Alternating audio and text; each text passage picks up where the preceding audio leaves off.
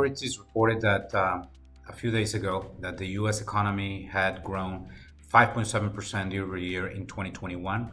Our forecast had been 5.3% year over year for 2021, but we regret that we changed our forecast in September of last year because we had 5.7% year over year for 2021.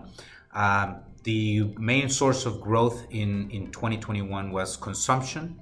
And in the last quarter, the main source of growth was investment, actually inventory rebuilding, which proved to be quite significant, with the U.S. creating about $170 billion in new inventories, because again, the inventory stocks in the economy remain very low after the spending binge that we saw from U.S. consumers in 2021 after the economy reopened because of the lower incidence of the virus.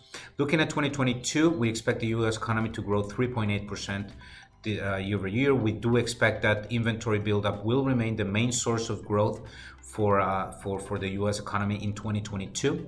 We think that consumption will grow as well, relatively well, but not as fast as it grew in 2021 because savings are lower, savings from Americans are lower, and we think that consumption will be boosted by the fact that the U.S. economy will probably create about 4.6 million new jobs in 2022, after it created about 6.4 million new jobs in 2021.